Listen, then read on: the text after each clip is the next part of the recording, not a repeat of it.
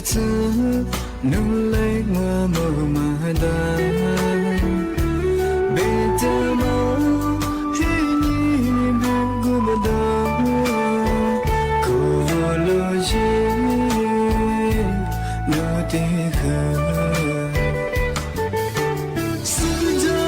的树我接受，是内部苦啊路上。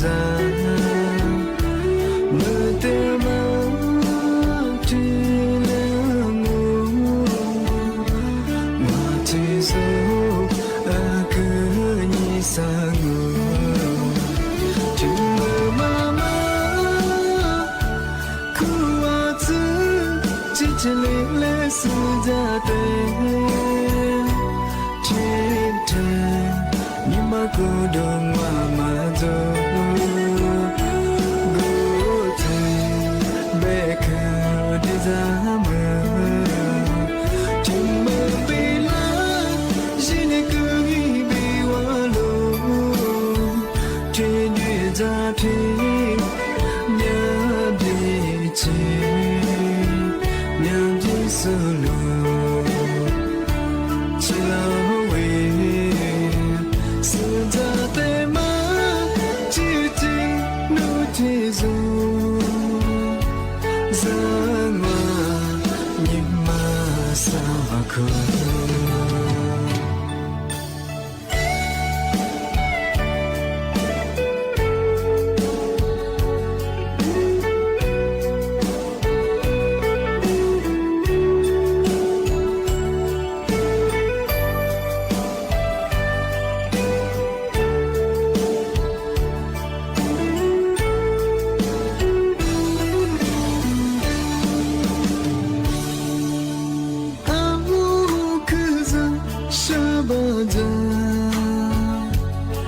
这次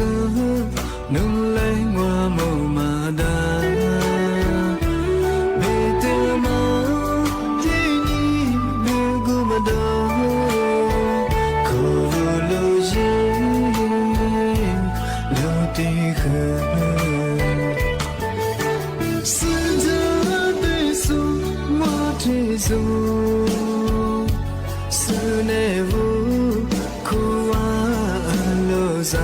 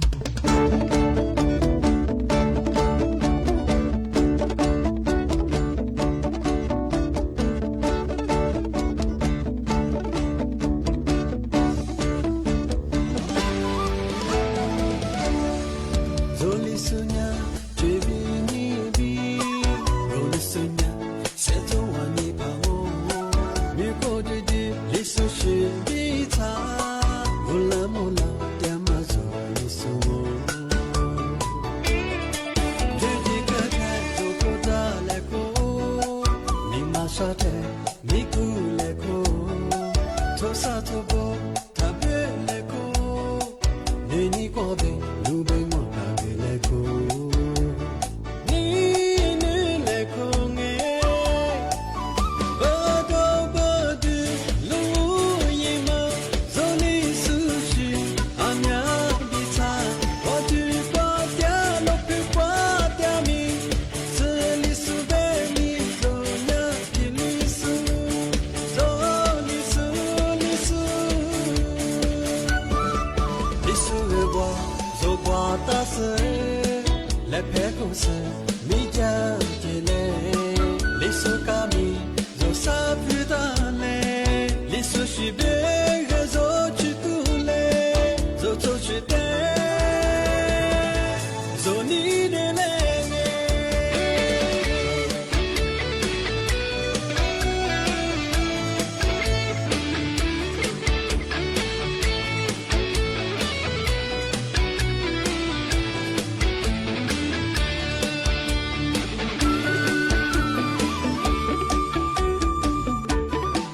zo li su nya che vi ni bi zo li su nya se zo wa ni pa wo ni ko di di li su shi bi ta wo la mo la tia ma zo li su wo le di ka ta zo ko da le ko ni ma sa te ni ku le ko to sa to bo ta be le ko ni ni ko be lu be mo ta be le ko ni ni le ko me ba do ba du lu yi ma zo ni su shi a nya bi ta wa du kwa tia lo pi kwa tia mi se li su be mi zo nya pi li su zo li su li su li su e bo zo kwa ta se le pe ko se mi ja je le li su ka mi zo sa pu da le li su shi be ge zo chi tu le zo zo chi te zo ni ne le nge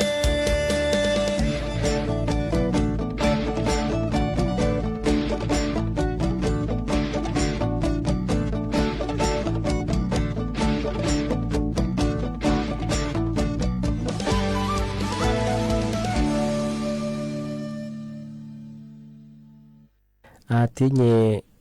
ที่มาซื้อจีนใช่ไหมงูมันอย่างมาขยันคือยี่ปอยู่คือจ้าว่ามีซาบิวงาที่นี่ว่าสุดๆแพงที่ลิปีมามันสายาแบบมางูมันอย่างคือลีดงาปีว่าว่าโทรศัพท์ว่าโซ่เบอร์แปลกๆไงให้เบอร์มาซื้อสุดท้ายมันหมดตัวเชียยี่เบอร์ที่เชียพัทุฝรั่งงูมันอย่างสติกก็แถจัวมันมางายี่ว่าที่บางงูมันอย่างก็แถตั้งสติยี่บงาที่นี่คือยิ่งมาคือชิยตั้งที่นี่คือแต่ละมันละวันยี่บถึงไงว่าสุดท้ายทุกฝรั่งท้าไล่มาถ่ายยี่บงาสุดท้ายทุกฝรั่งว่าเขาแต่ตั้งสติยี่แต่ยิ่งมาชิยี่ตื่นแล้วไปถึงไงมาเบิ่งงามางยี่มาถึงมาโง่ไม่ยามาละใส่เจ้าโง่ไม่ยายี่เบอร์ได้ตื่นยี่เบอร์มาคือมาเบิ่งนูเสื้อว่าไงงอชิเบอร์ไปไงก็ปีว่าพอมาเสื้อโง่ไม่ยาคือถ้าละใส่มังก็ใช่คือยี่เบอร์โทรศัพท์มาคือซื้อตัวยังไงที่ก็ตัวมันซื้อที่ซื้อนี่ซื้อซาซื้อที่ก็พอมีเป็นยังคือทำไมยังคือลียคือยังคือคือสวารังว่ามันคือหลักสมบัติข้าสุดเป็นยังไงมันคือถ้ารับใส่ยังไงไม่ได้เลยวันใส่ยังไงที่ถึงมาโง่เป็นยังปีว่าโดยเฉพาะที่จงโง่เป็นยังไงมีกว่าแจ้งหน่วยงานที่ดูแลปีว่าเธอตันนูหรือว่าธนาคารหรือว่าโดยเฉพาะที่แจ้งนะเป็นยังไงว่าบางคนชื่อว่าเว็บไซต์ไงเว็บไซต์จะแจ้งความระบบออนไลน์คือแจ้งนั่งไม่ใช่ชี้ถึงฝรั่งเป็นยังไงที่มาที่ถึงบางโง่เป็นยังปีว่าทำไมเบอร์ไม่ใช่ชื่อของเบอร์โนว่าบันทึกวิดีโอได้เป็นยังไงที่แบบที่ตั้งของเป็นยังคือเจ้าแบบว่าจุดๆไปแล้วคือมากนะมันก็ถือไม่ใช่แค่ผมว่าที่เลี้ยที่เลี้ยเป็นยังไงมันคือตัวอย่างอีกทั้งที่เลี้ยน่าเป็นยังไง บะคือมาคือปีขวาวุละมาทุกฟุละคือไง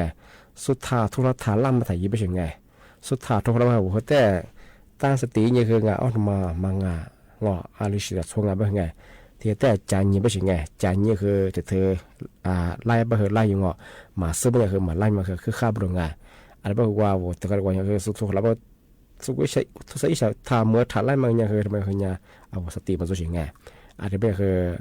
โทรศัพท์เมืองโง่ปะเนี่ยมาทุกฝรั่งเนี่ยที่ช่วยเลยถ้ากดไล่มาคือเนี่ยถ่ายยี่ไปไงเกี่ยวข้าวมาซื้อปะเนี่ยงอแต่ถึงใจยี่ไปถึงไงมางาอีโทรศัพท์มันมีสื่อสารงาไม่ไงที่ได้ยี่ไปถึงไงมาคือเนี่ยคือกล่องรับสายไงแต่คือสติตัวบางงานมาถึงมาปีมากสุดที่เช่าอยู่ร่างงาที่เป็นยังไงนี่เนี่ยคือนับปีบ้ามาคือที่เลี้ยงจงชงไงอะไรบ้างคือนี่มีที่นี่บ้างคือวันหยุดไงนัดสุนีบ้างคือมาหาเกิดด้วยแล้วก็กับเบียร์ไงมาก็เดี๋ยวมากว่าเฉยดูแลยังไงที่เนี่ยคือโลยูซูโลชิซูบ้างไงว่าคือด้วยแล้วก็เยอะไงมาสัตว์ตัวบ้างคือมึงหาคือที่กระตุ้นคือมึงหาเลี้ยงมึงหาเลี้ยงบ้างคือจักรบ้างคือจักรคือมาข้างว่าโลชิมีใช่บ้างคือจักรจุดเลยบ้างคือโลพูยมังมาคือกรีน่าอันตรายะที่บ้างมาแต่จับมึงไงที่เป็นอย่างจ้าที่หมดละหนีมุขวานีสามมัวถูกขโมยหลายกว่างนี่ไหนบ้างนะปีมาคือที่แลจงว่าชอบว่าถ้าวิทยุนาจาสูไลฟ์สวตีสุดก็คือบ่โมชอบบ้างคือทำไม่ดีว่าโทรศัพท์มาทุกฝรั่งบ้างแต่ใจเงี้ยไม่เบื่ออะไรสิละชงงอมาคือแต่กับตรงนี้รับใส่ชงงานพนักงานบ้านเจ้าแต่สตรีมจนรับใส่บ้านเจ้ากลุ่มไม่ใช่ชิคเลยบ้างงอแล้วคือกุลิเชียบ้างไงมายี่สิบละเยอะอย่างไงจะจำมาชงอาจารย์ที่มุลงหนีมุขวานีสามบัวของมุลควงข้าสวัสดีครับ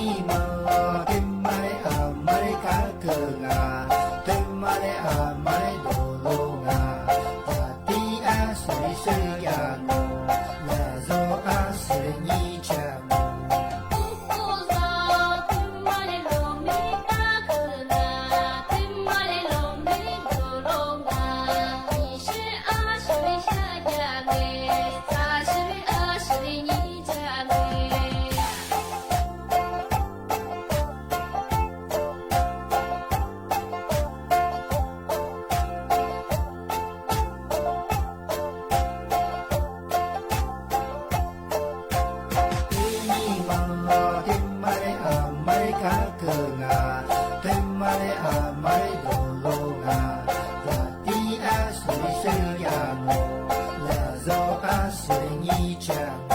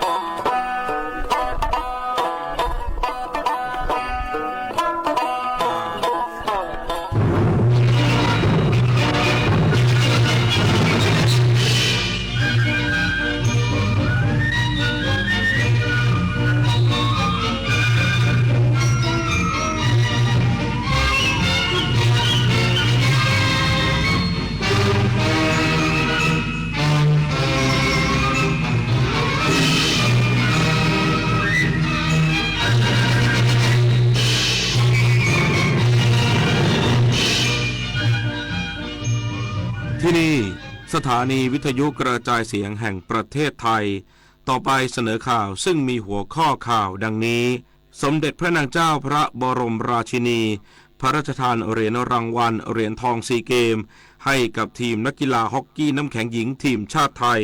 มหาเถรสมาคมเตรียมจัดกิจกรรมสวดมนต์ข้ามปีเพื่อถวายพระราชกุศล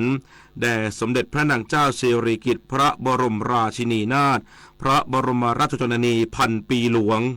กระทรวงการต่างประเทศเรียกร้องผ่านสำนักงานข้าหลวงใหญ่เพื่อสิทธิมนุษยชนแห่งสหประชาชาติให้กัมพูชาปฏิบัติตามพันธกรณีระหว่างประเทศเกิดเหตุคนร้ายไล่ทำร้ายประชาชนที่สถานีรถไฟฟ้าในกลางกรุงไทเปของไต้หวันส่งผลให้มีผู้เสียชีวิต3 รายต่อไปเป็นรายละเอียดของข่าวมหาเถรสมาคมเตรียมจัดกิจกรรมสวดมนต์ข้ามปีเพื่อถวายพระราชกุศลแด่สมเด็จพระนางเจ้าสิริกิติ์พระบรมราชินีนาถพระบรมราชชนนีพันปีหลวงนายชัชพลชัยพรนักวิชาการศาสนาเชี่ยวชาญรักษาราชการแทนผู้อำนวยการสำนักเลขาธิการมหาเถรสมาคมกล่าวว่าจากการประชุมมหาเถรสมาคมครั้งที่31ที่ประชุมได้เน้นย้ำมติเห็นชอบการจัดกิจกรรมสวดมนต์และปฏิบัติธรรมข้ามปีบริสุทธิ์ด้วยใจถวายพระราชกุศลประจำปี 2569 เพื่อถวายพระราชกุศลแด่สมเด็จพระนางเจ้าสิริกิติ์พระบรมราชินีนาถพระบรมราชชนนีพันปีหลวงที่วัดไทยทั่วราชอาณาจักรและวัดไทยในต่างประเทศช่วงคืนวันที่31ธันวาคม2568ถึง1มกราคม2569และทำบุญตักบาตรในช่วงเช้าโดยส่วนกลางจัดณพุทธมณฑลจังหวัดนครปฐมขณะที่ส่วนภูมิภาคจัดณวัดศูนย์กลางของจังหวัดโดยมีเจ้าคณะจังหวัดเป็นประธานสงฆ์เพื่อเป็นต้นแบบของการจัดกิจกรรมเสริมสร้างสิริมงคลให้แก่ตนเองและประเทศชาติสร้างความรักความสามัคคีแก่ประชาชนในประเทศในโอกาสนี้สมเด็จพระอริยวงศาคตยานสมเด็จพระสังฆราชสกลมหาสังฆปรินายกทรงพระกรุณาโปรดประทานไฟพระฤกษ์และน้ำพระพุทธมนต์ในการจัดกิจกรรมไปยังวัดศูนย์กลางเพื่อแจกผู้ร่วมงานจึงขอเชิญชวนประชาชนเข้าร่วมกิจกรรมที่จัดขึ้นยังวัดทั่วประเทศรวมถึงวัดไทยในต่างประเทศต้อนรับศักราชใหม่ด้วยสิริมงคลสถานีวิทยุกระจายเสียงแห่งประเทศไทยขอเสนอสารคดีชุดสมเด็จพระนางเจ้าสิริกิติ์พระบรมราชินีนาถพระบรมราชชนนีพันปีหลวงพระผู้เสด็จสู่สวรรคาลัยวันนี้เสนอตอนป่าของแม่มรดกธรรมชาติที่ยั่งยืนเพื่อคนไทยสารคดีชุดสมเด็จพระนางเจ้าสิริกิติ์พระบรมราชินีนาถพระบรมราชชนนีพันปีหลวงพระผู้เสด็จสู่สวรรคาลัยสมเด็จพระนางเจ้าสิริกิติ์พระบรมราชินีนาถพระบรมราชชนนีพันปีหลวงทรงอุทิศพระวรกายในการอนุรักษ์ผืนป่าและทรัพยากรธรรมชาติเพื่อให้คนไทยอยู่ร่วมกับป่าได้อย่างยั่งยืนพระองค์มีพระราชดำริให้ฟื้นฟูป่าต้นน้ำพัฒนาอาชีพให้แก่ราษฎรในชุมชนบริเวณพื้นที่ป่าให้สามารถพึ่งพาตนเองได้โดยไม่ไปทำลายทรัพยากรป่าไม้ทรงส่งเสริมให้ปลูกสร้างสวนป่ารวบรวมพันไม้มีค่าหลากหลายชนิดตัวอย่างที่สำคัญได้แก่โครงการป่ารักน้ำซึ่งมุ่งฟื้นฟูสภาพป่าเสื่อมโทรมบริเวณต้นน้ำลำธารให้กลับมาชุ่มชื้นนำความสมดุลมาสู่ระบบนิเวศสิ่งแวดล้อมและสัตว์ป่านอกจากนี้ยังมีโครงการบ้านเล็กในป่าใหญ่เพื่อการพัฒนาชุมชนโดยเฉพาะกลุ่มชาติพันธุ์ให้สามารถอาศัยอยู่ในป่าได้อย่างยั่งยืนพร้อมกันนี้ยังทรงจัดตั้งกลุ่มราษฎรอาสาสมัครพิทักษ์ป่าซึ่งในปัจจุบันมีจำนวนเกือบ 200,000 คนกระจายอยู่ในภูมิภาคต่างๆทั่วประเทศในวันนี้โลกเผชิญกับวิกฤตสภาพภูมิอากาศพระราชปณิธานในการอนุรักษ์ป่าของพระองค์จึงเป็นเครื่องเตือนใจถึงความสำคัญของการอนุรักษ์พัฒนาพื้นที่ป่าไม้และความหลากหลายทางชีวภาพเพื่อความสุขที่ยั่งยืนของทุกชีวิต นับเป็นมรดกแห่งพระราชปณิธานที่จะคงอยู่ในดวงใจคนไทยตลอดไปโฆษกกระทรวงกลาโหมยืนยันการปฏิบัติการทางทหารของไทยบริเวณชายแดนไทยกัมพูชาเพื่อรักษาความเป็นเอกราชและอธิปไตยของประเทศขณะที่กระทรวงการต่างประเทศเรียกร้องผ่านสำนักงานข้าหลวงใหญ่เพื่อสิทธิมนุษยชนแห่งสหประชาชาติให้กัมพูชาปฏิบัติตามพันธกรณีระหว่างประเทศยกเลิกการระงับการข้ามแดนทางบกพลเรือตรีสุรสารคงสิริโฆษกกระทรวงกลาโหมกล่าวถึงสถานการณ์บริเวณแนวชายแดนไทยกัมพูชาตั้งแต่วันที่ 18 ธันวาคมที่ผ่านมามีการปะทะตลอดแนวชายแดนอย่างต่อเนื่องโดยฝ่ายกัมพูชายิงอาวุธหนักเข้ามาบริเวณแนวชายแดนจังหวัดตราดโดยเฉพาะบริเวณเนิน 350 ใกล้กับพื้นที่ปราสาทตาควายและบ้านหนองย่าแก้วจังหวัดสระแก้วซึ่งเหตุที่เกิดขึ้นแสดงให้เห็นว่าแม้ไทยจะสามารถควบคุมพื้นที่อธิปไตยได้หลายแห่งแต่ยังต้องเฝ้าระวังการโจมตีของกัมพูชาที่เกิดขึ้นอย่างต่อเนื่องพร้อมขอให้ประชาชนระมัดระวังในการรับข้อมูลข่าวสารโดยเฉพาะข่าวปลอมจากกัมพูชาเช่นกรณีนายเคซี่บาเนตชาวต่างชาติที่มีถิ่นพำนักในกัมพูชาเผยแพร่ข้อมูลว่าปฏิบัติการทางทหารของไทยมีจุดหมายเพื่อยึดครองและผนวกดินแดนกัมพูชาซึ่งไม่ตรงกับข้อเท็จจริงโดยไทยมีจุดยืนที่ชัดเจนว่าปฏิบัติการทางทหารที่เกิดขึ้นเป็นไปเพื่อรักษาเอกราชและอธิปไตยของประเทศครับอย่างกรณีที่กล่าวอ้างว่าประเทศไทยเนี่ยมีเจตนารมณ์ที่จะยึดครองกัมพูชาเป็นประเทศที่อยู่ภายใต้การปกครองของไทยอันนี้ก็ผิดแน่นอนนะครับเราไม่เคยมีความคิดไม่มีเจตนารมณ์ในเรื่องของการรุกรานใดๆครับพลเรือตรีจุมพลนาคบัวโฆษกศูนย์อำนวยการรักษาผลประโยชน์ของชาติทางทะเลหรือสอนชนกล่าวว่าการบินโดรนในพื้นที่ห่วงห้ามเช่นแท่นผลิตปิโตรเลียมแม้ขณะนี้จะยังไม่มีการประกาศให้เป็นพื้นที่ห้ามบินแต่เป็นพื้นที่ที่ได้รับการคุ้มครองตามพระราชบัญญัติว่าด้วยความผิดเกี่ยวกับสถานที่ผลิตปิโตรเลียมในทะเลซึ่งห้ามดำเนินการใดๆที่จะส่งผลกระทบให้เกิดความเสียหายและอันตรายรวมถึงเรือประมงและเรือท่องเที่ยวที่เข้าไปอยู่ในรัศมี500 เมตรจากแท่งผลิตปิโตรเลียมด้วยเช่นกันดังนั้นจึงขอความร่วมมือไม่ล่องเรือและไม่บินโดรนเข้าไปในเขตห่วงห้ามหากฝ่าฝืนจะถูกดำเนินคดีตามกฎหมาย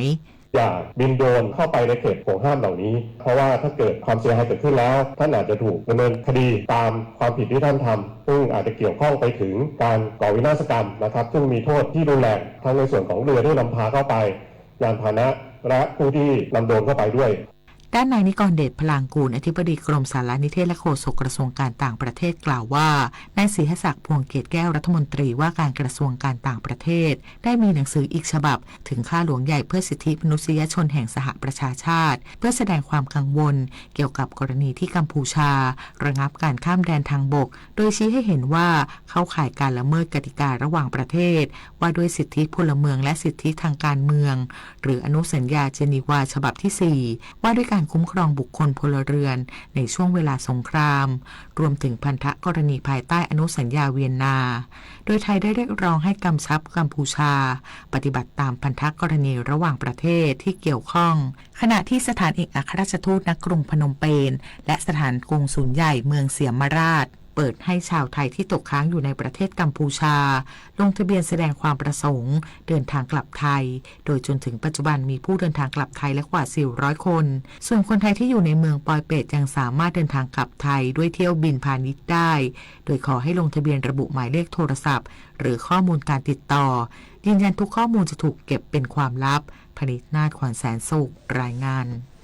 ล่าสุดสำนักงานการบินพลเรือนแห่งประเทศไทยออกประกาศฉบับที่13ห้ามบินโดรนโดยเด็ดขาดในพื้นที่7จังหวัดชายแดนเพิ่มเติมจังหวัดนครราชสีมา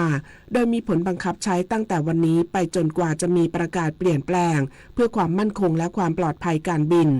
สำนักงานการบินพลเรือนแห่งประเทศไทยหรือแคทออกประกาศฉบับที่13เรื่องห้ามบังคับหรือปล่อยอากาศยานซึ่งไม่มีนักบินหรือโดรนในพื้นที่ที่อาจกระทบต่อความมั่นคงของประเทศในช่วงสถานการณ์ชายแดนไทยกัมพูชา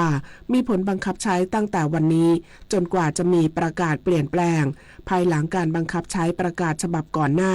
พบว่าสถานการณ์มีแนวโน้มทวีความตึงเครียดมากขึ้น อาจส่งผลกระทบต่อความปลอดภัยความสงบเรียบร้อยและการปฏิบัติภารกิจของหน่วยงานด้านความมั่นคงโดยกำหนดพื้นที่ที่ห้ามบินเด็ดขาดในพื้นที่ที่มีการวางกองกำลังหรือการปฏิบัติการภาคพื้นระดับจังหวัดใน7จังหวัดได้แก่จันทบุรีตราดสระแก้วบุรีรัมย์ศรีสะเกษสุรินทร์และอุบลราชธานีพื้นที่ที่มีการวางกองกำลังหรือการปฏิบัติการภาคพื้นระดับอำเภอได้แก่อำเภอสัตหีบจังหวัดชลบุรีและอำเภอบ้านฉางจังหวัดระยองพื้นที่ที่หน่วยงานปกครองและหน่วยงานความมั่นคงได้รับการประสานให้ประกาศห้ามเป็นการเฉพาะเพิ่มเติมได้แก่จังหวัดนครราชสีมาและพื้นที่รัศมี9กิโลเมตรรอบสนามบินที่กำหนดรวมทั้งพื้นที่ที่หน่วยงานด้านความมั่นคงประกาศเพิ่มเติมเป็นการเฉพาะหากพบเห็นการใช้งานโดรนที่เข้าข่ายผิดกฎหมายหรืออาจเป็นภัยต่อความมั่นคงที่ฝ่าฝืนให้แจ้งข้อมูลไปยังหน่วยงานที่รับผิดชอบโดยเร็วรัฐมนตรีว่าการกระทรวงการต่างประเทศเตรียมชี้แจงข้อเท็จจริงสถานการณ์ชายแดนไทยกัมพูชาในที่ประชุมรัฐมนตรีต่างประเทศอาเซียนสมัยพิเศษที่กรุงกัวลาลัมเปอร์ประเทศมาเลเซียวันที่ 22 ธันวาคมขณะที่นายกรัฐมนตรียืนยันประเทศไทยยึดมั่นปฏิญญากัวลาลัมเปอร์นายนิกรเดชพลังกูลอธิบดีกรมสารนิเทศและโฆษกกระทรวงการต่างประเทศกล่าวว่านายศรีหศักดิ์พวงเกตแก้วรัฐมนตรีว่าการกระทรวงการต่างประเทศพร้อมผู้แทนทหารฝ่ายไทยจะเข้าร่วมประชุมรัฐมนตรีต่างประเทศอาเซียนสมัยพิเศษที่กรุงกัวลาลัมเปอร์ประเทศมาเลเซียในวันที่ 22 ธันวาคมโดยจะใช้เวทีนี้เพื่อชี้แจงให้สมาชิกอาเซียนทราบถึงข้อเท็จจริงของสถานการณ์ชายแดนไทยกัมพูชา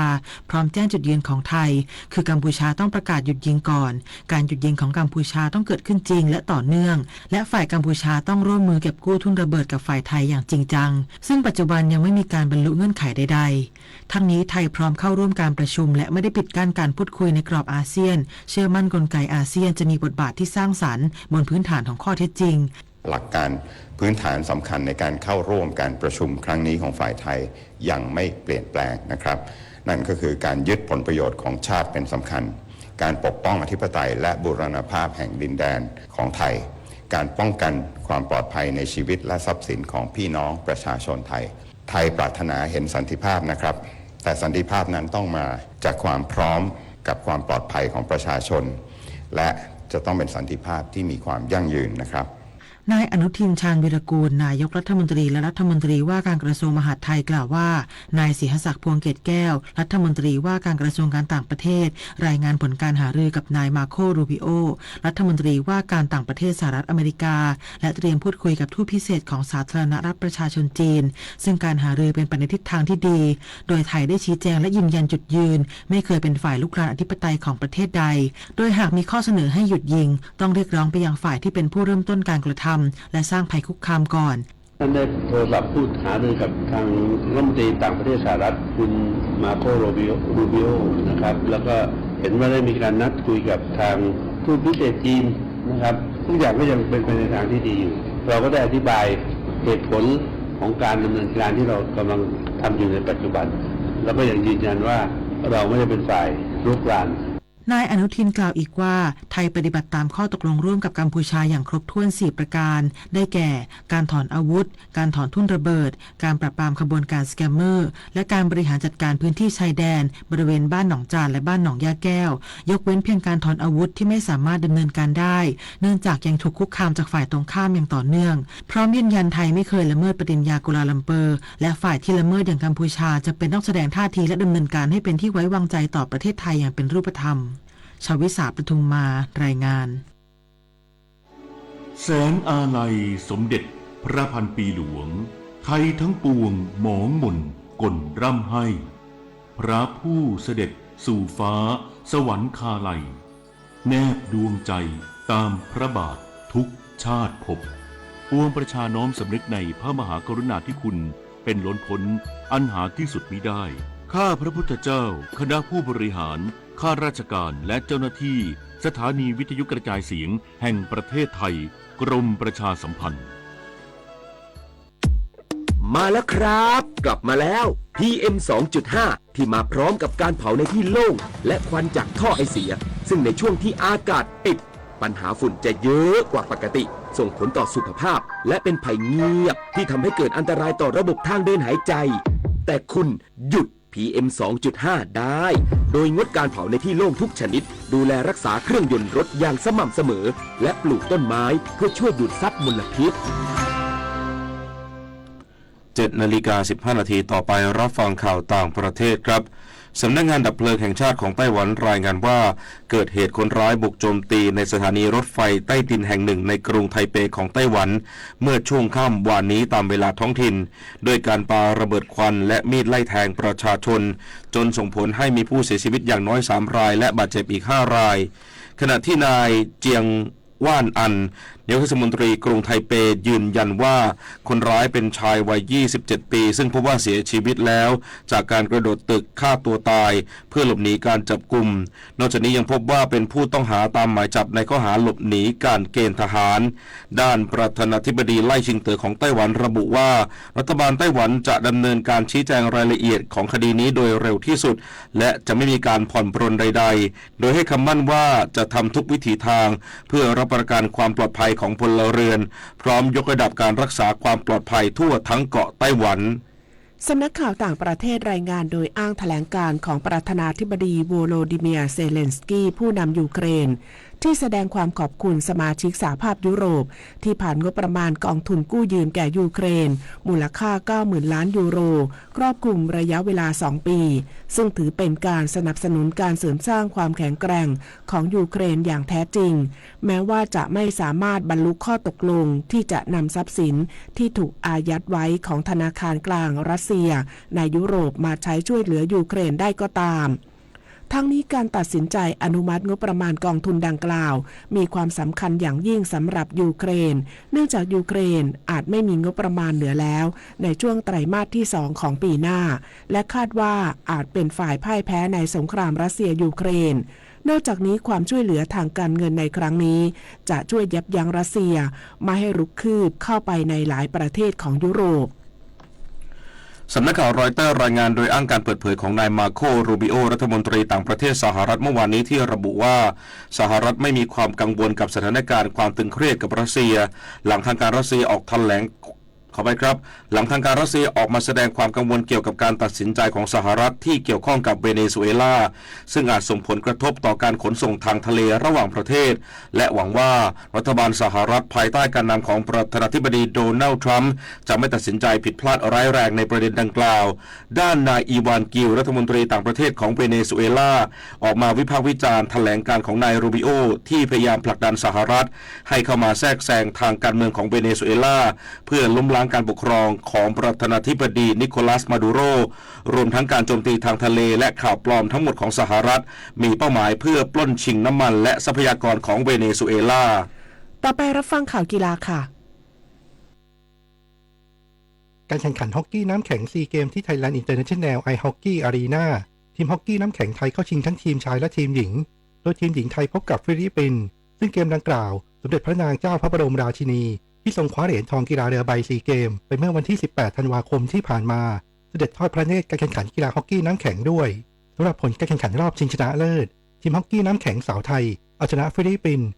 13-4 คว้าเหรียญทองได้สำเร็จโดยหลังจบการแข่งขันสมเด็จพระนางเจ้าพระบรมราชินีพระราชทานเหรียญรางวัลให้กับทีมนักกีฬาฮอกกี้น้ำแข็งสาวทีมชาติไทยด้วยพระองค์เองส่วนเหรียญเงินฟิลิปปินส์และเหรียญทองแดงเป็นของสิงคโปร์ด้านทีมฮอกกี้น้ำแข็งชายไทยแพ้อินโดนีเซีย 2-3 ได้เหรียญเงินจักรยานซีเกมประเภทลู่ที่สนามเวโรโดมหัวหมากดัตโตอามาจิตซิงกิลประธานสมาพันธ์จักรยานแห่งเอเชียพร้อมด้วยพลเอกเดชาเหมกระศรีนายกสมาคมกีฬาจักรยานร่วมในพิธีปิดการแข่งขันโดยผลรายการพอยต์เรสชายระยะทาง24กิโลเมตรธุรกิจบุญรัตนากรนักปั่นจอมเก๋าทำผลงานยอดเยี่ยม38คะแนนคว้าเหรียญทองได้สำเร็จและเป็นเหรียญทองที่10ของทีมจักรยานไทยส่วนเหรียญเงินนิวโจหลิวจากมาเลเซีย28คะแนนและเหรียญทองแดงเบอร์นาร์ดเบนจามินฟานเฮิร์ตจากอินโดนีเซีย11คะแนนด้านทีมสปรินต์ชายทีมชาติไทยประกอบด้วยยินยงเพชรรัตน์จายอังสุธาสาวิทและนรเศรษฐธาดาบุญมาชิงแชมป์กับทีมชาติมาเลเซียปรากฏว่านักปั่นไทยทำเวลาได้1นาที 0.720 วินาทีส่วนมาเลเซียทำเวลาได้ดีกว่า1นาที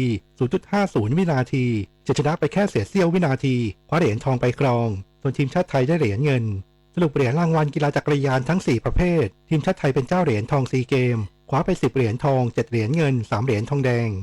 เทนนิสซีเกมที่ศูนย์พัฒนากีฬาเทนนิสแห่งชาติเมืองทองธานีในรอบชิงชนะเลิศชายเดี่ยวแม็กซิมัส พลาพลโจรเอาชนะกสิดิษฐ์สำเร็จ2-1 เซต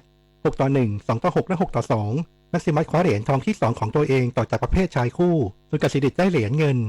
โดยทีมเทนนิสไทยกลับมาได้เหรียญทองชายเดี่ยวอีกครั้งในรอบ10ปีหลังจากวริศ สอนบุตรนาคเคยทำได้ในซีเกม 2015 ที่ประเทศสิงคโปร์ส่วนหญิงคู่เพียงทานผลิพืชกับมนัญชยาสว่างแก้วแพ้ให้กับเจนนิสเชนกับอันดีล่าซุดเจดี้จากอินโดนีเซีย0-2 เซต0-6 และ 1-6 ได้เหรียญเงินส่งผลให้ทีมเทนนิสไทยครองเจ้าเหรียญทองถึงแม้จะได้3เหรียญทองเท่ากับอินโดนีเซียแต่ไทยได้7เหรียญเงินส่วนอินโดนีเซียไม่มีเหรียญเงินเลยฟุตซอลชายซีเกมที่นนทบุรีสเตเดียมทีมฟุตซอลชายทีมชาติไทยแพ้อินโดนีเซีย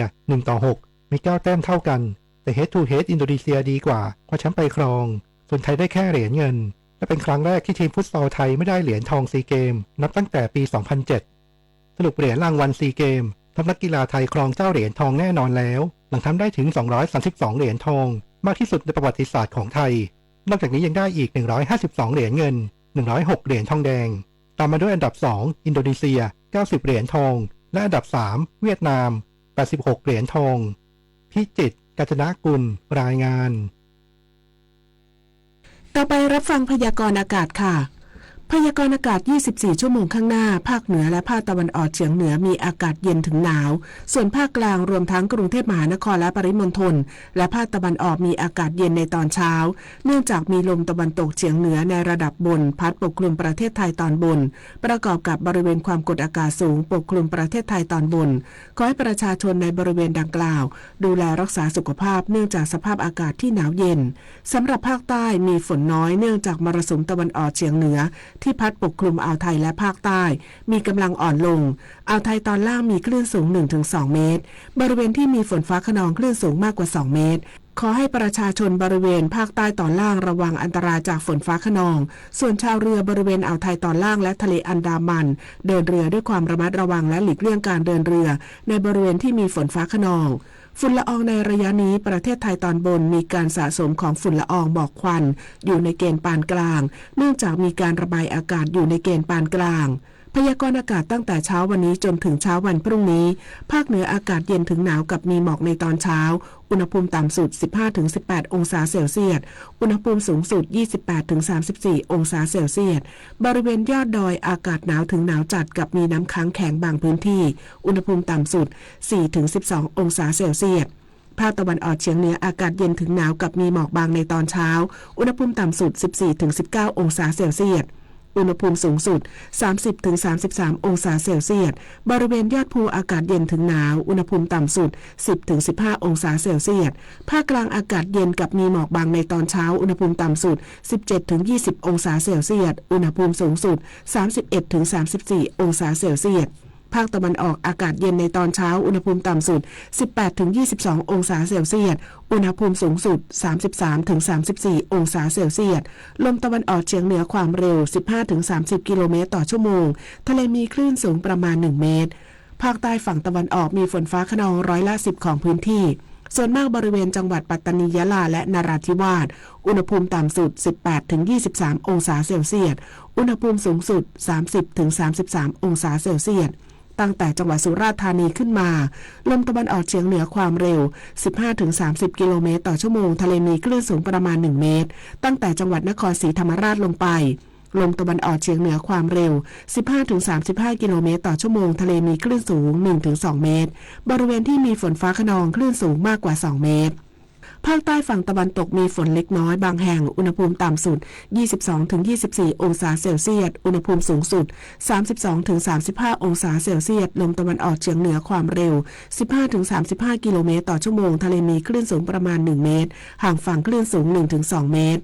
บริเวณที่มีฝนฟ้าคะนองคลื่นสูงมากกว่า2เมตรมีฝนเล็กน้อยบางแห่งลมตะวันออกเฉียงเหนือความเร็ว 15-35 กิโลเมตรต่อชั่วโมงทะเลมีคลื่นสูงประมาณ1เมตรห่างฝั่งคลื่นสูง2เมตรบริเวณที่มีฝนฟ้าคะนองคลื่นสูงมากกว่า2เมตร กรุงเทพมหานครและปริมณฑลอากาศเย็นในตอนเช้าอุณหภูมิต่ำสุด 21-22 องศาเซลเซียสอุณหภูมิสูงสุด 31-33 องศาเซลเซียสอากาศเย็นในตอนเช้าสภาวะระดับน้ำในแม่น้ำเจ้าพระยาที่หน้ากองบัญชาการกองทัพเรือ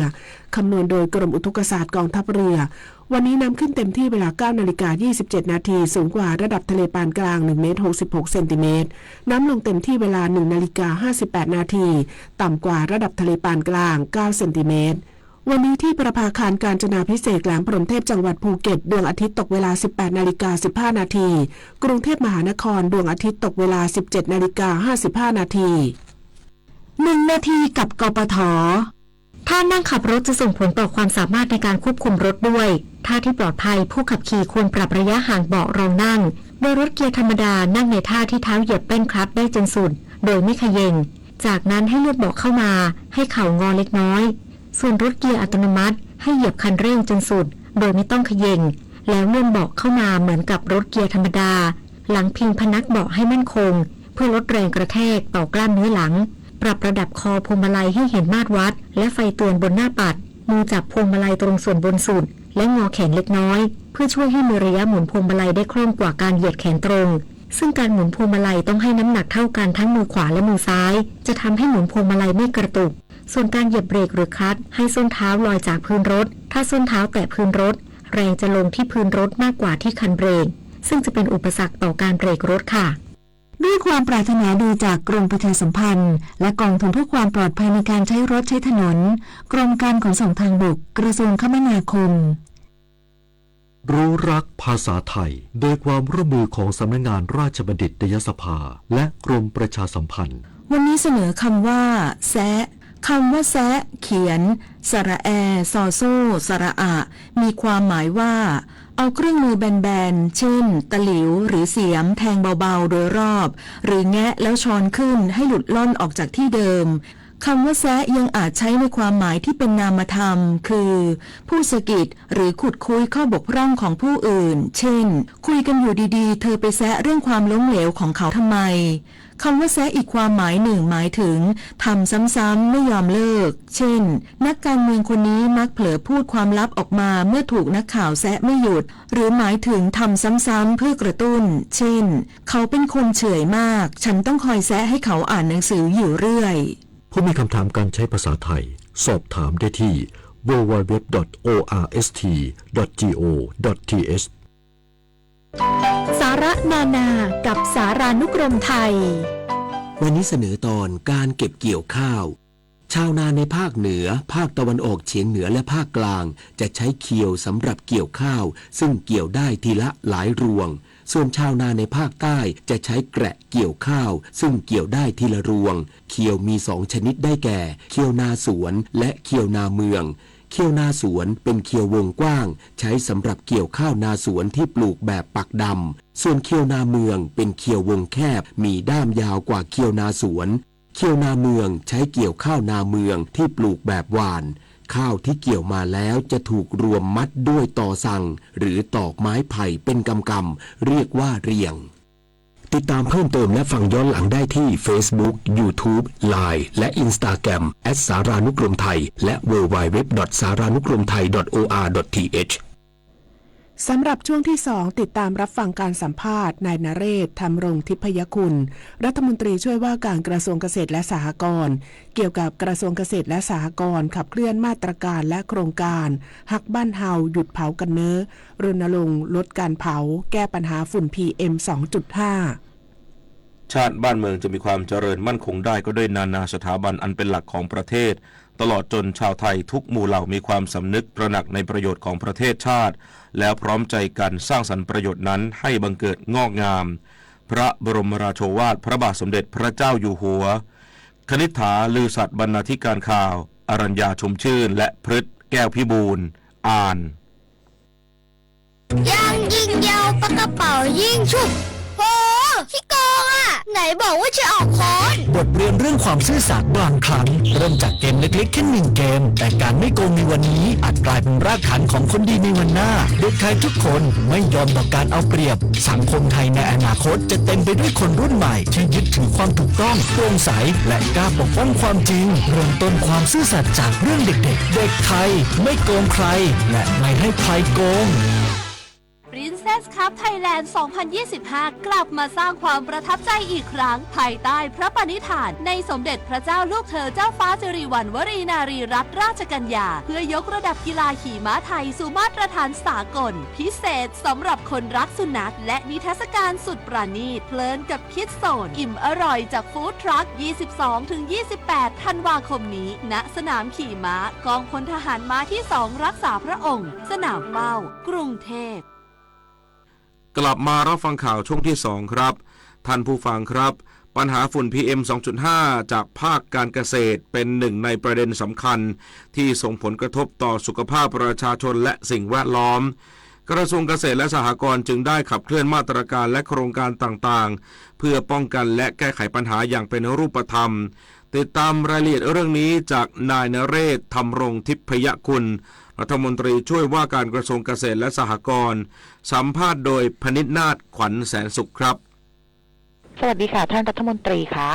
ครับสวัสดีครับครับปัจจุบันสถานการณ์ฝุ่นละอองในภาคการเกษตรนะคะเป็นอย่างไรแล้วก็ส่งผลกระทบต่อเกษตรกรแล้วก็ชุมชนมากน้อยเพียงใดอะคะครับตอนนี้ในส่วนของกระทรวงเกษตรและสหกรณ์เนี่ยเราก็บูรณาการกันแต่ละกรมนะครับโดยเฉพาะกรมฝนหลวงเนี่ยตอนนี้เราก็สิ้นเดือนนี้เราก็มาตั้งละเริ่มตั้งแล้วที่จังหวัดเชียงใหม่นะฮะเป็นศูนย์ปฏิบัติการถ้าพร้อมที่จะดำเนินการได้เราก็ขึ้นปฏิบัติการฝนหลวงนะครับเพื่อที่จะลดตั้งแต่ต้นฤดูนะครับ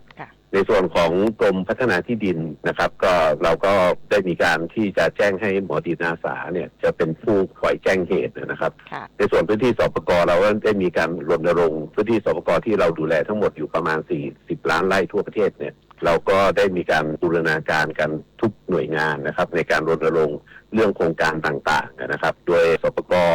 โดยพด.เนี่ยเข้าไปสนับสนุนในส่วนของเกษตรกรที่ไม่มีการเผาโดยมอบปัจจัยการผลิตมอบน้ำยาในการที่จะย่อยสลายสั่งต่อข้าวสั่งต่อข้าวโพดอะไรต่างๆเนี่ยครับซึ่งมันก็มี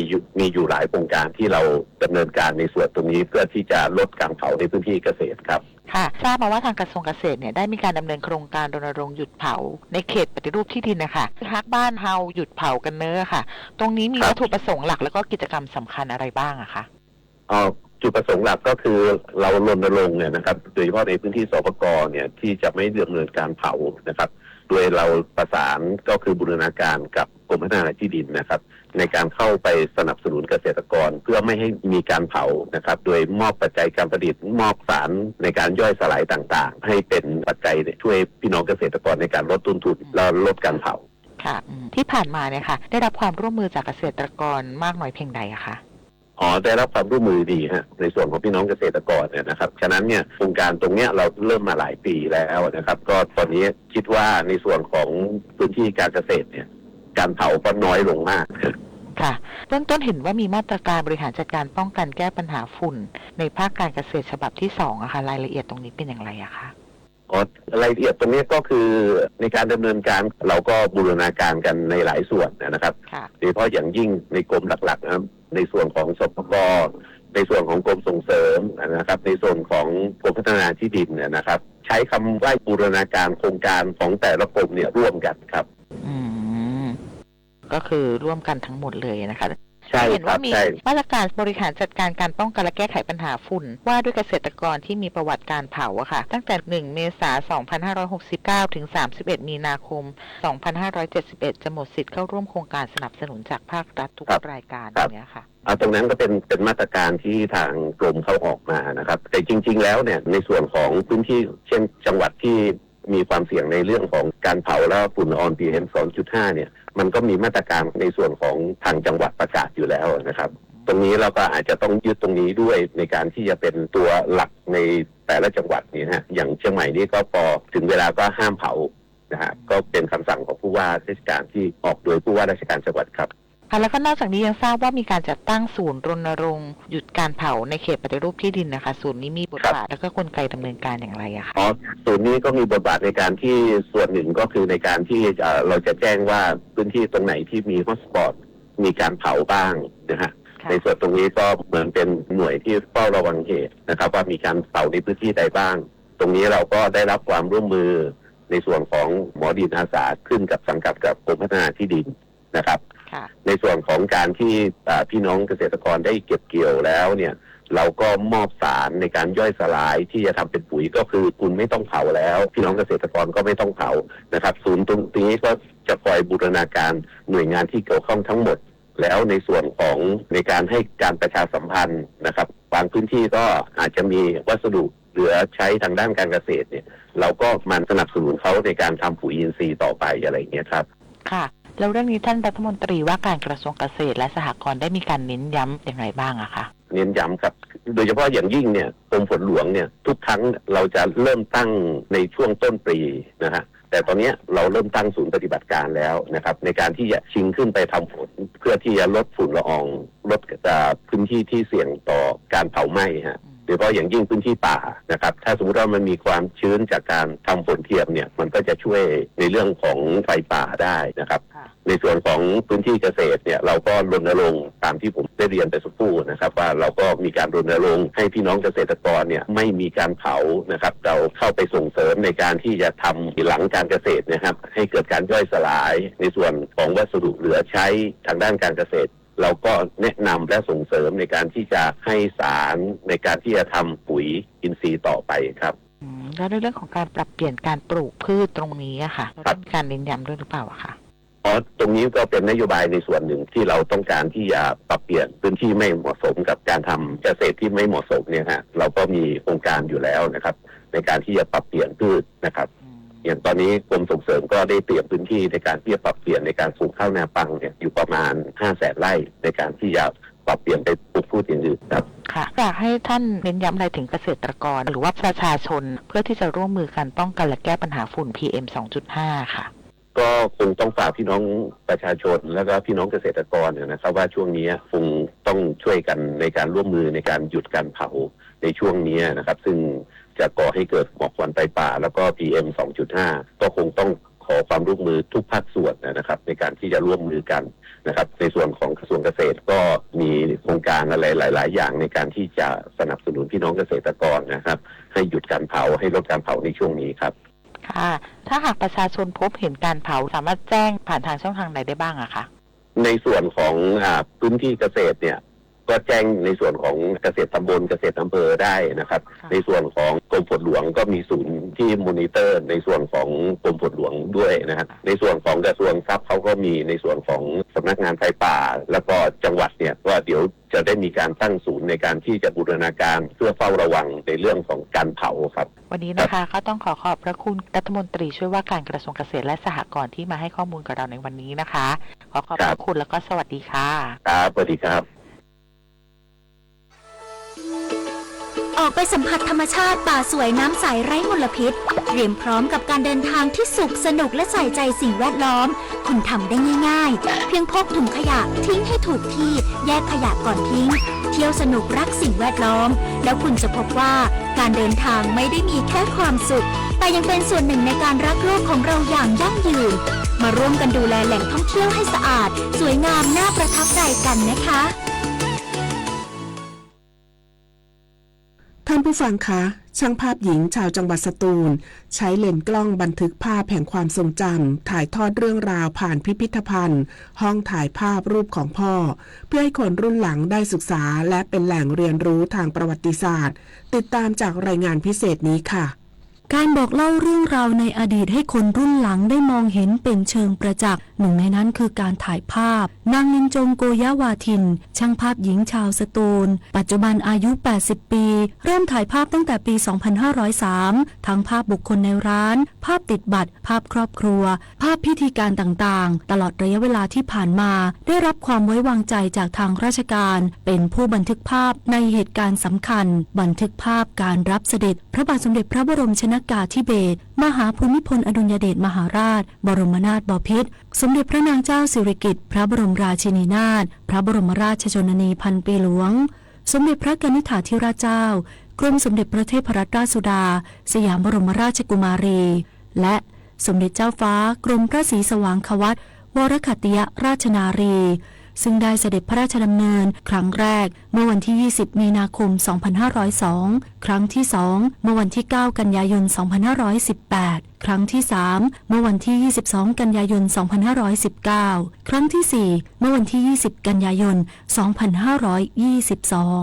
ครั้งแรกที่ถ่ายนี้เป็นการเยือนครั้งที่สองมองแต่สมเด็จท่านสวยแล้วอิทธิบทของท่านนี้คือเราไม่เคยเห็นแม่แบบไหนที่จะสมบูรณ์เท่ากับแม่แบบของสมเด็จพระพันปีเอามาเป็นแบบอย่างได้เลยตอนที่ถ่ายรับเสด็จครั้งที่ 4ความกังวลก็คือเวลา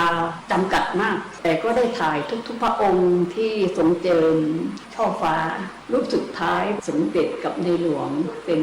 สมุดเยี่ยมบนโบสถ์ในปี 22ในอนาคตเพื่อไม่ให้ภาพทุกภาพเลือนหายไปตามกาลเวลาจึงได้จัดทำพิพิธภัณฑ์ห้องถ่ายภาพรูปของพ่อเพื่อต่อยอดให้ชนรุ่นหลังได้ศึกษาและเรียนรู้ทั้งในด้านของวิวัฒนาการการถ่ายภาพในอดีตจนถึงปัจจุบันเรียนรู้ประวัติศาสตร์ที่สำคัญของพื้นแผ่นดินเล็กๆอย่างจังหวัดสตูลที่เมื่อครั้งในอดีตที่ผ่านมาที่สถาบันพระมหากษัตริย์ไทยไม่เคยทอดทิ้งประชาชนของพระองค์ท่านแม้เพียงเสี้ยววินาทีนอกจากนี้ยังมีสิ่งที่ป้าลินจงอยากจะถ่ายทอดถึงคนรุ่นหลังคือการทำอะไรก็ตามขอให้ทำอย่างต่อเนื่องซึ่งดูตัวอย่างได้จากโครงการศิลปาชีพส่วนเรื่องศิลปาชีพก็เหมือนกันนะพระองค์ใส่ใจแบบต่อเนื่องนะหมายถึงต่อยอดบางคนอย่างเราทำบางทีทำแล้วก็จบของพระองค์ท่านต่อเนื่องเมื่อก่อนเราแทบจะไม่ค่อยรู้สารอะไรของพระองค์ท่านเลยเพราะท่านจากไปหลายคนพูดถึงสิ่งที่พระองค์ท่านได้ทำไว้ก็ยิ่งรักพระราชดำรัสเกี่ยวกับศิลปาชีพของสมเด็จพระบรมราชชนนีพันปีหลวงเน้นย้ำว่าคนไทยทุกคนมีสายเลือดของช่างฝีมืออยู่แล้วและทรงภูมิใจในศักยภาพของคนไทยพระองค์ทรงเน้นว่าเพียงแค่ให้โอกาสในการฝึกฝนคนไทยก็สามารถแสดงความสามารถออกมาได้อย่างน่าทึ่งดังนั้นโครงการศิลปาชีพจึงเป็นโครงการที่สร้างอาชีพสร้างรายได้และสร้างความภาคภูมิใจในฝีมือให้แก่ราษฎรอย่างยั่งยืนอมรรัตน์ จันทร์พริ้ม สวท.สตูลรายงานจังหวัดพังงาร่วมกับหน่วยงานต่างๆในพื้นที่จัดกิจกรรมรำลึกเหตุการณ์ธรณีพิบัติภัยสึนามิครบรอบ 21 ปีที่บ้านน้ำเค็มถึงวันที่ 26 ธันวาคมนี้เพื่อสร้างความตระหนักรู้และเตรียมพร้อมป้องกันภัยพิบัติทางธรรมชาติในอนาคตติดตามได้จากรายงานนี้ค่ะจังหวัดพังงาโดยหน่วยงานต่างๆอาทิสำนักงานป้องกันและบรรเทาสาธารณภัยจังหวัดพังงาองค์การบริหารส่วนจังหวัดพังงาองค์การบริหารส่วนตำบลบางม่วงตลอดจนสำนักงานวัฒนธรรมจังหวัดพังงากำหนดจัดกิจกรรมครบรอบ 21 ปีเหตุการณ์ธรณีพิบัติภัยสึนามิณพิพิธภัณฑ์สึนามิบ้านน้ำเค็มและสวนอนุสรณ์สถานสึนามิบ้านน้ำเค็มอำเภอตะกั่วป่าจังหวัดพังงานางสาวอุไรวรรณแดงงามวัฒนธรรมจังหวัดพังงากล่าวว่าจะได้มีการจัดเตรียมซุ้มดอกไม้และดอกไม้ไว้ให้ประชาชนทั้งชาวไทยและชาวต่างชาติได้วางดอกไม้เพื่อรำลึกถึงผู้เสียชีวิตจากเหตุการณ์สึนามิเมื่อปี 2547 ในระหว่างวันที่ 20-26 ธันวาคม 2568 ตลอดจนสร้างความตระหนักรู้ในการเตรียมความพร้อมป้องกันภัยพิบัติทางธรรมชาติสร้างการมีส่วนร่วมของหน่วยงานต่างๆในการพัฒนาและเสริมสร้างความเข้มแข็งในมาตรการป้องกันและบรรเทาภัยพิบัติในอนาคตวันที่ 20 ถึงวันที่ 26 ธันวาคมครบรอบ 21 ปีเตรียมดอกไม้จัดซุ้มไว้ให้นักท่องเที่ยวได้แสดงความเคารพความไว้อาลัยแด่ผู้เสียชีวิตและก็ผู้สูญหายจากเหตุการณ์ขึ้นยักษ์สึนามิเมื่อปี 2547 แล้วก็เป็นการส่งเสริมการเรียนรู้การสร้างความตระหนักในเรื่องของการเตรียมความพร้อมในการป้องกันภัยพิบัติทางธรรมชาตินักท่องเที่ยวและก็ประชาชนและก็พี่น้องในชุมชนเข้าใจและก็ตระหนักถึงความสูญเสียจากภัยพิบัติทางธรรมชาติทางนี้ก็เป็นการสร้างการมีส่วนร่วมของหน่วยงานขององค์กรของชุมชนเพื่อร่วมกันพัฒนาและก็เสริมสร้างความเข้มแข็งในมาตรการป้องกันและบรรเทาภัยพิบัติในอนาคตนายอนิวัฒน์ชัยรัตนโชคปลัดองค์การบริหารส่วนตำบลบางม่วง กล่าวว่าองค์การบริหารส่วนตำบลบางม่วงอำเภอตะกั่วป่ากำหนดจัดกิจกรรมวางดอกไม้แสดงความอาลัยแด่ผู้จากไปในเหตุการณ์สึนามิในวันที่ 26 ธันวาคม 2568 เริ่มตั้งแต่เวลา 8 นาฬิกาเป็นต้นไปโดยมีการถวายความอาลัยแด่สมเด็จพระนางเจ้าสิริกิติ์พระบรมราชินีนาถพระบรมราชชนนีพันปีหลวงและการประกอบพิธีทางศาสนารวม3ศาสนาคือศาสนาพุทธศาสนาคริสต์และศาสนาอิสลาม10 นาฬิกาถึงเที่ยงก็จะมีพิธีกรรมทางศาสนาซึ่งปีนี้จะมีศาสนาอิสลามโดยตัวแทนผู้นำทางศาสนาอิสลามศาสนาคริสต์โดยคณะตัวแทนผู้นำทางศาสนาคริสต์คณะตัวแทนผู้นำทางศาสนาพุทธหลังจากนั้นก็จะเสร็จพิธีในการจัดงานในครั้งนี้นะครับเน้นย้ำผู้ที่มาร่วมงานก็คือผู้เข้าเริ่มพิธีนะครับการแต่งกายให้เน้นโทนสีดำครับทั้งนี้ผู้สนใจร่วมรำลึกถึงเหตุการณ์สึนามิบ้านน้ำเค็มอำเภอตะกั่วป่าจังหวัดพังงาสามารถติดตามรายละเอียดเพิ่มเติมได้ที่เพจ Facebook พิพิธภัณฑ์สึนามิบ้านน้ำเค็มบ้านน้ำเค็มสึนามิมิวเซียมหรือติดต่อเข้าเยี่ยมชมพิพิธภัณฑ์ได้ที่หมายเลขโทรศัพท์ 076-410-245 ฉัตรชัยจิตจำนองสวท.ตะกั่วป่าจังหวัดพังงารายงานท่านผู้ฟังคะจังหวัดนราธิวาสขับเคลื่อนโครงการ1จังหวัด1โรงพยาบาลเพื่อเพิ่มศักยภาพให้กับโรงพยาบาลภายใต้ระบบบริหารจัดการที่เป็นหนึ่งเดียวตอบสนองต่อความต้องการด้านสุขภาพของประชาชนติดตามรายละเอียดจากรายงานค่ะจากความสำเร็จของนโยบาย30 บาทรักษาทุกที่ด้วยบัตรประชาชนใบเดียวซึ่งจังหวัดนราธิวาสเป็น1 ใน 4 จังหวัดนำร่องจนนำมาสู่การขับเคลื่อนการพัฒนาระบบบริการสุขภาพตามนโยบายของกระทรวงสาธารณสุขภายใต้โครงการ1จังหวัด1โรงพยาบาล One Province One Hospital เพื่อเพิ่มศักยภาพให้กับโรงพยาบาลชุมชนอำเภอทำให้ผู้ป่วยได้รับบริการที่ดีขึ้นช่วยลดความแออัดของโรงพยาบาลและเกิดการกระจายรายได้ไปยังโรงพยาบาลต่างๆภายใต้ระบบบริหารจัดการที่เป็นหนึ่งเดียวโดยนายแพทย์กู้ศักดิ์บำรุงเสนานายแพทย์สาธารณสุขจังหวัดนราธิวาสให้ข้อมูลว่าการดำเนินการเป็นไปตามยุทธศาสตร์ของกระทรวงสาธารณสุขและตอบสนองต่อความต้องการด้านสุขภาพของประชาชนให้ครอบคลุมทั้งด้านส่งเสริมสุขภาพการป้องกันโรคการรักษาพยาบาลและการฟื้นฟูสมรรถภาพโดยในระยะเริ่มแรกนี้จะใช้โรงพยาบาลนราธิวาสราชนครินทร์และโรงพยาบาลสุไหงโกลกเป็นแม่ข่ายในการเชื่อมโยงเป็นเครือข่ายบริการเดียวกันในทุกภารกิจงานที่เกี่ยวข้องช่วงแรกๆของการเจ็บป่วยต้องการวินิจฉัยและรักษาโดยแพทย์เฉพาะทางเนี่ยก็อาจจะใช้ความสามารถของโรงพยาบาลนราธิวาสก่อนพอรักษาในระยะหนึ่งแล้วเนี่ยอยู่ในระยะที่ปลอดภัยแล้วเราก็จะส่งกลับไปโรงพยาบาลชุมชนโครงการนี้มันจะทำให้ประชาชนเนี่ยได้รับบริการที่เป็นมาตรฐานเดียวกันไม่ว่าจะเป็นโรงพยาบาลขนาดใหญ่อย่างเช่นโรงพยาบาลนราธิวาสหรือว่าโรงพยาบาลสวยโกลกที่มีหมอเฉพาะทางมีมาตรฐานเดียวกันกับโรงพยาบาลประจำอำเภอหรือว่าโรงพยาบาลชุมชนโดยในการขับเคลื่อนโครงการทางโรงพยาบาลแม่ข่ายจะให้คำปรึกษาในลักษณะเทเลเมดิซีนหมอเฉพาะทางช่วยดูแลผู้ป่วยที่เข้ามารักษาในโรงพยาบาลชุมชนมีการพูดคุยออนไลน์กันซึ่งจะทำให้หมอรับทราบอาการผู้ป่วยสามารถช่วยตัดสินใจให้กับโรงพยาบาลประจำอำเภอว่าให้การดูแลรักษาที่โรงพยาบาลได้หรือไม่หรือจำเป็นต้องส่งต่อเพื่อสร้างความมั่นใจให้กับประชาชนผ่านกระบวนการเซอร์วิสแพลนทำให้โรงพยาบาลทั้งจังหวัดมีมาตรฐานเดียวกันโดยการกำกับดูแลของแพทย์เฉพาะทางที่มีความเชี่ยวชาญจากโรงพยาบาลนราธิวาสราชนครินทร์และโรงพยาบาลสุไหงโกลกแน่นอนครับว่าแพทย์เฉพาะทางเราไม่สามารถกระจายไปได้ทุกอำเภอแต่เราสามารถที่จะแลกเปลี่ยนหรือว่าใช้ศักยภาพของหมอที่อยู่ใน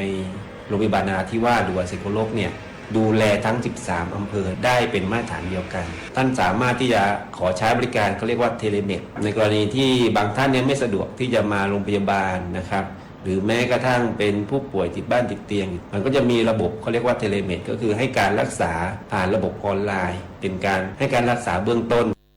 อย่างไรก็ตามนอกจากประโยชน์เรื่องของการรักษาที่มีมาตรฐานเดียวกันทั้งจังหวัดแล้วประชาชนไม่ต้องเสียค่าใช้จ่ายที่นอกเหนือจากการรักษาค่าเดินทางการลางานนอกจากนี้ภายใต้นโยบาย One Province One Hospital จะมีการใช้ทรัพยากรร่วมกันของโรงพยาบาลลดความแออัดในโรงพยาบาลเมื่อได้รับการรักษาอยู่ในระยะที่ควบคุมโรคได้สามารถไปนอนพักรักษาตัวในโรงพยาบาลที่ไม่มีความแออัด หรือโรงพยาบาลใกล้บ้านได้ซึ่งเป็นแนวทางสำคัญในการบริหารจัดการทรัพยากรด้านสุขภาพอย่างมีประสิทธิภาพและเกิดประโยชน์สูงสุดกับประชาชนประพิชานันท์ เทพรักษ์ สวท นราธิวาสรายงานการแข่งขันขี่ม้าที่ยิ่งใหญ่ที่สุดของไทย Princess Cup Thailand 2025 กลับมาจัดการแข่งขันอีกครั้งระหว่างวันที่ 22-28 ธันวาคมนี้ที่สนามขี่ม้ากองพลทหารม้าที่ 2 รักษาพระองค์กรุงเทพมหานคร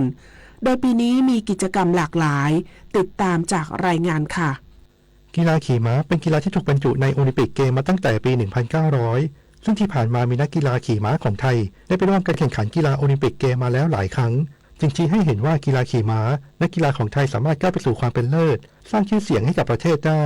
สำหรับการแข่งขันในประเทศไทยนั้นมีการแข่งขันที่ยิ่งใหญ่ที่สุดของไทยอย่าง Princess Cup Thailand 2025 ชิงถ้วยพระราชทานสมเด็จพระเจ้าลูกเธอเจ้าฟ้าสิริวัณวรีนารีรัตนราชกัญญาซึ่งในปีนี้จะจัดขึ้นระหว่างวันที่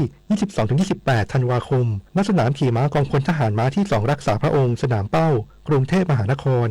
ภายใต้แนวคิด Building the Bond Between Horse and Rider Recover the Joy of Horse Connection ที่เน้นย้ำถึงหัวใจสำคัญของกีฬาขี่ม้าที่ไม่ใช่แค่ความเร็วหรือพละกำลังแต่คือความผูกพันและไว้ใจระหว่างนักกีฬากับม้าซึ่งทำให้สามารถก้าวไปสู่ชัยชนะด้วยกันสำหรับการแข่งขันในปีนี้แบ่งออกเป็น 2 รายการคือ FEIC Youth Cup 2025 CSIYB 2025 ระหว่างวันที่ 20-22 ธันวาคมแข่งขันชิงถ้วยรางวัลของสหพันธ์กีฬาขี่ม้านานาชาติเพื่อพัฒนาและส่งเสริมนักกีฬาในรุ่นเยาวชนในภูมิภาคเอเชียตะวันออกเฉียงใต้และอีกรายการคือ Princess Cup Thailand ชิงถ้วยพระราชทานสมเด็จพระเจ้าลูกเธอเจ้าฟ้าสิริวัณวรีนารีรัตนราชกัญญาระหว่างวันที่ 22-28 ธันวาคมแบ่งการแข่งขันเป็น 5 ประเภทได้แก่ศิลปะการบังคับม้าขี่ม้ากระโดดข้ามเครื่องกีดขวางขี่ม้าอีเวนติ้งสุดยอดผู้ดูแลม้าและสุดยอดช่างเกือกม้านายนาราเกตุสิงห์เลขาธิการสมาคมกีฬาขี่ม้าแห่งประเทศไทยกล่าวว่าการแข่งขันขี่ม้า Princess Cup ในปีนี้ยังมีกิจกรรมต่างๆมากมายเช่นเคยความพิเศษจริงๆก็จะได้ใช้สถานที่แห่งใหม่นะครับหมายว่าในพื้นที่เนี่ยได้มีสนามฟุตเฮนรี่ที่สมเด็จพระเจ้าลูกเธอเจ้าฟ้าสิริวัณวรีนารีรัตนราชกัญญาเนี่ยได้ทรงมีดำริให้จัดทำขึ้นมาใหม่บนมาตรฐานที่เป็นสนามอินดอร์ในร่มมีพื้นที่สมบูรณ์แบบใช้คำว่าเป็นฟุตติ้งที่ดีในระดับโลกนะครับดียังไงนั้นอาจจะต้องมาชมนะครับในส่วนของกีฬาขี่ม้าไม่ว่าจะเป็นในส่วนของกระโดดข้ามสิ่งกีดขวางจัมปิ้งศิลปะบังคับม้าเดรสซาจแล้วก็กระโดดในภูมิประเทศเรียกว่าอีเวนติ้งแต่เราก็จำลองมาเป็นการจัดการแข่งขันในร่มนะครับผมแล้วก็ที่สำคัญที่ขาดไม่ได้เนี่ยด้วยพระวิสัยทัศน์ที่พระองค์ท่านทรงมองเห็นถึงผู้ที่มีความสำคัญรอบตัวม้าโดยเฉพาะผู้ที่อยู่เบื้องหลังไม่ว่าจะเป็นในส่วนของคนเลี้ยงม้าหรือช่างเกือกนั่นเองเนี่ยครับก็ยังมีการจัดการแข่งขันในส่วนของ Best Groomสุดยอดผู้ดูแลม้าแล้วก็ Best Farrier สุดยอดช่างเกือกแล้วก็ในส่วนของตลาดที่จะผมเชื่อว่ามันสามารถเชิญชวนทุกคนที่ไม่จำเป็นจะต้องเป็นนักขี่ม้าก็ได้นะครับหรือผู้ที่สนใจเข้ามาเนี่ยซึ่งตลาดเนี่ยจะมีขึ้นในวันศุกร์เสาร์อาทิตย์ที่ 26-28 ธันวาคมจะมีการประกวดสุนัขสวยงามสุนัขเล็กสวยงามสุนัขใช้งานนะครับแล้วก็วันอาทิตย์ที่ 28 ก็จะมีการแข่ง Dog Fun Runทั้งนี้ผู้สนใจอยากมาสัมผัสกับมนต์เสน่ห์ของกีฬาขี่ม้าสามารถไปร่วมชมการแข่งขันและร่วมกิจกรรมต่างๆได้ในการแข่งขัน Princess Cup Thailand 2025 ระหว่างวันที่ 22-28 ธันวาคมณสนามขี่ม้ากองพลทหารม้าที่ 2 รักษาพระองค์สนามเป้าซึ่งนอกจากการแข่งขันขี่ม้าแล้วยังมีกิจกรรมที่จัดควบคู่กันได้แก่การแข่งขันสุนัขใช้งานสากล IGP และการประกวดสุนัขสวยงามทุกสายพันธุ์ระหว่างวันที่ 24-28 ธันวาคมและงานวิ่งกับสุนัข Dog Fun Run ในวันที่ 28 ธันวาคมพร้อมเฟียร์มาร์เก็ตและกิจกรรมการพัฒนาการต่างๆอีกด้วยพิจิตร กาญจนกุลรายงานชาติศาสนาพระมหากษัตริย์คือรากฐานของความเป็นไทยร่วมกันสืบสานปกป้องและภาคภูมิใจในสถาบันหลักของชาติเพราะความมั่นคงของแผ่นดินเริ่มต้นจากหัวใจของเราทุกคนรักชาติรักษาศาสนาเทิดทูนสถาบันพระมหากษัตริย์รวมพลังความรักสร้างชาติให้ยั่งยืนต่อไปขอเชิญรับฟังธรรมะเพื่อชีวิตวันนี้เสนอเรื่องการละทำบาปโดยพระวิสุทธิธีรพงศ์ ถ้ามนุษย์เราไม่ทำบาปคือเว้นจากอกุศลหรือการประพฤติทุจริตอันเป็นความไม่ดีทั้งหลายทั้งปวงเสียได้ก็ย่อมอยู่เป็นสุขในที่ทุกสถานในการทุกเมื่อเพราะในข้อนี้คือไม่ทำบาปหรือความชั่วทุกอย่างไม่มียกเว้น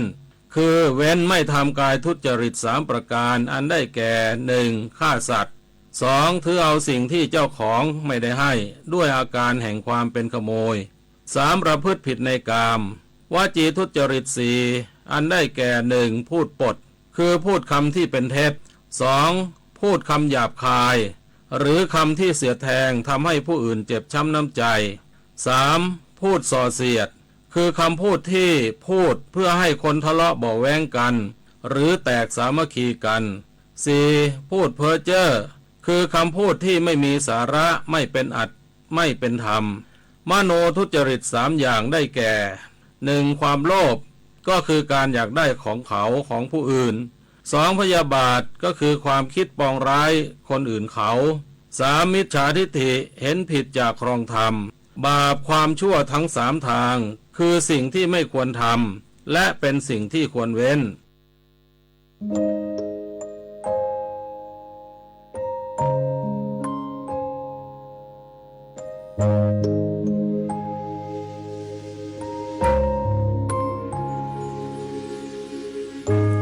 ดังสายทานแห่งรักจากฟ้าไกลหลั่งรินไหลสู่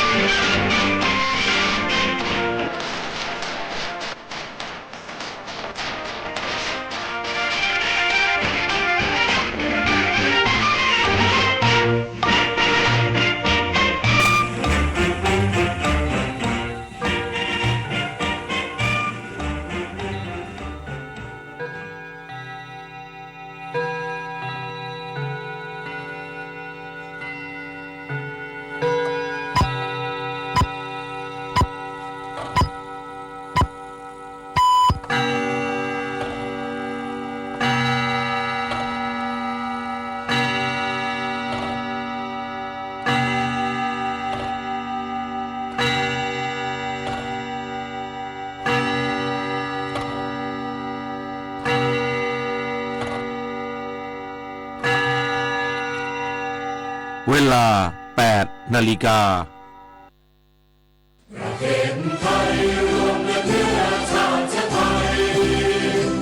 นประชารัฐว่าไทยของไทยทุกส่วนอยู่ดำรง